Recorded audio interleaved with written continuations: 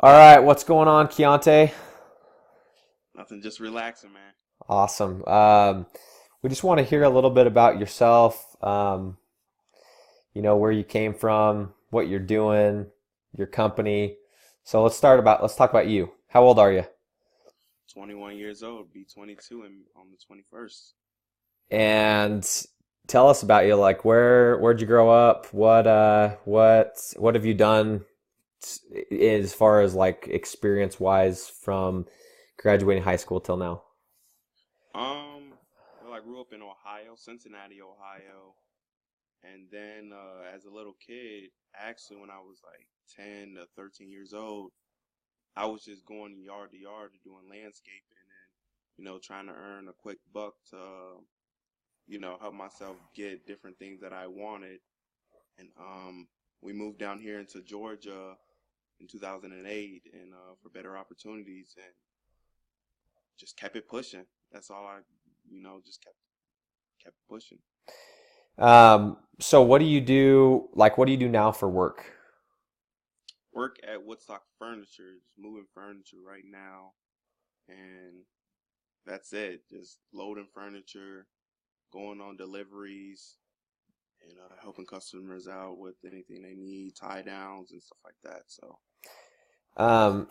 Like, at what point did you know you're like that you wanted to be an entrepreneur, and then specifically that you wanted to build an app? Because I think a lot of people have ideas and they know that they think it's cool to be an entrepreneur, or they think that they want to be one, but they just talk about it or think about it. At what point did you decide that that's what you were going to do and then actually commit? Was that the same time or different times?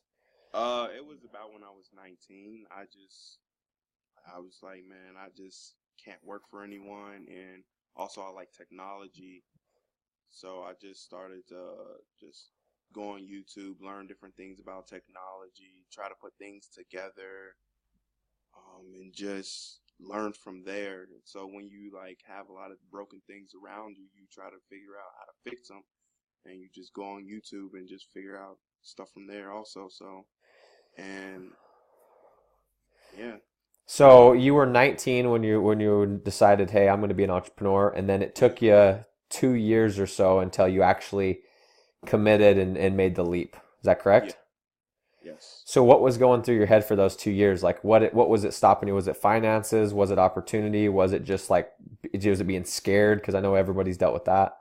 It's like a little bit of both. I mean, a little bit of all of it because it was the financing part because, I didn't have a good enough job as I do now. And then the leap of also being scared because, people, it's easy to be normal but hard to be different because of what people say about you. And, they'll try to push you down and stuff and tell you, you know, do a 9 to 5 job and don't take that big risk, but you only live one life, so why not take that big risk? So I just like I'm gonna give it a try, and if I fail, I'm gonna keep trying at something at least, and never give up. What so tell us about your business. Tell us about Heaped Up. Heaped up, well, it was first gonna be a job searching app, and then I said no, that's gonna be garbage, and then I turned it around and made it into a social networking app and made it out of categories. So for everybody that has a certain talent, you can subscribe to that category, or you can also be able to connect with people that think the same as you. So we can say for art, be put in the category of art. So you're able to network and connect with people that like art, be able to showcase your artwork and talk to people and try to network out of your state and stuff like that. So it's also it's not like freelancing because with freelancing apps, it's like so hard to find people that think like you and just have the same interests as yourself. So So what sparked this idea? Like typically, a lot of times you hear someone that comes up with a business that's to solve a problem they either experienced personally or someone that they know closely experienced. what was the reason that you were, I mean, where did you see the hole in the market and what made you decide to do this specific thing? I was personally, it was a problem with me, and then I was, having people were having the same problem. I was hearing about it through friends and family and stuff like that. So I was like, you know what? I can make this easier on people to talk to people that think like each other. So it just started to hit, and it all just started to form itself in due time. So I was like, let's get it. Why wait? So if I understand it correctly, and for everyone that's listening, this is essentially a good mix between a LinkedIn and a Twitter, and Yes, and it's categorized so that it's quicker to connect with people that are like you or that you're looking that or for certain type of people that you're looking for. exactly, exactly. And even if you're looking for like help on something, like you guys can have conversations on if it's fitness.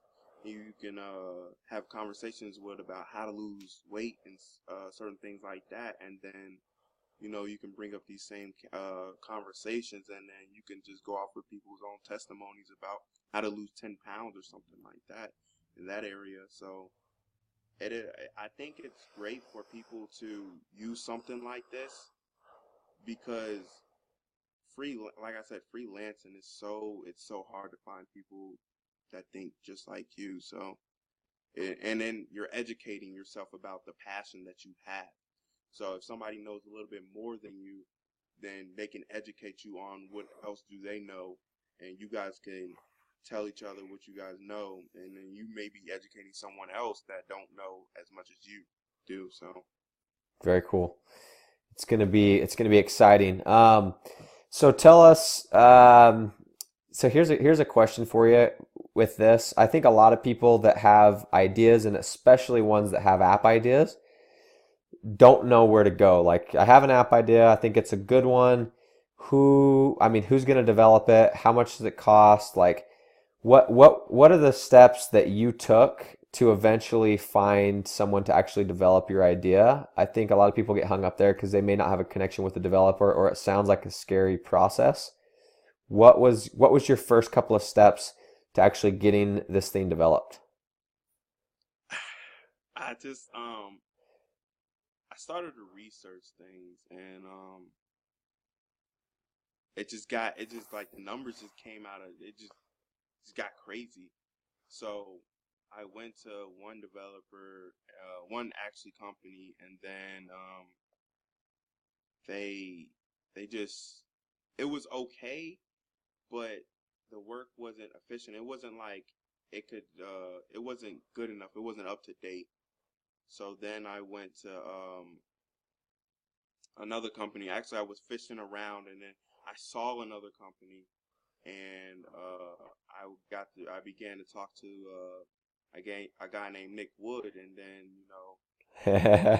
just went from there. He actually started to work with me on payments and stuff like that, and I started to learn different things that I didn't actually know. So it just became something that like I said, I just started looking around. So, and with an idea, you should always launch it. Don't never like you can think about it, but get on with it, because if you think about it too much, somebody else could be thinking about it like 20 miles away, and they can launch it, and then you're just sitting here on an idea, and they're already almost done with it. So So what if it fails?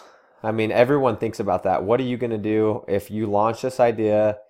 You're stoked about it. It's a great product, so you think, and then it's an epic fail. I mean, you're never going to plan for that. You hope that doesn't happen, but what's your thoughts on that? Like, how do you respond if the worst happens, or just the thought of that? Like, how do you take that? um, keep grinding. I'm gonna keep coming up with different ideas. Entrepreneurs always come up with different ideas. Like a guy named Elon Musk. He he's one of the only few people in the world that owns multi-billionaire companies. Like we can say Tesla and PayPal. Those are the companies he owns. He's the founder of those companies, and the same question was asked to him. Did he ever think about failing? And yeah, every entrepreneur thinks about failing because if your dream is that big, you're obviously going to think about failing. But you want to also think about the goal. Like, what is the major goal? And pretty much the major upside overcomes the failure once you have that passion and the goal that you're trying to achieve. Just do it. Just do it. Just Just do it. just go in and do it. I mean, you'd rather fail than live in regret, right? Yeah, exactly. Awesome. Hey, just to wrap it up, keep this short. What for those people out there who are thinking about any kind of an idea, any kind of a business they're going to jump into, and maybe even those that have an app idea, what from all that you've experienced thus far, what would you advise them? What kind of advice would you give them? Maybe to a pitfall to avoid, or just a piece of advice that you wish you had when you'd started? Um, Avoid procrastinating. Never, don't procrastinate about anything. When you want to do something, go do it, and seek out mentors because those are the people that's been doing that for a while, and seek them out and read books also. So gain more knowledge and keep it pushing. So don't make excuses, make history. Awesome. I love it. So how can people follow you if they want to keep up and watch for the Heaped Up app to come out? What's the best way Uh, to follow you?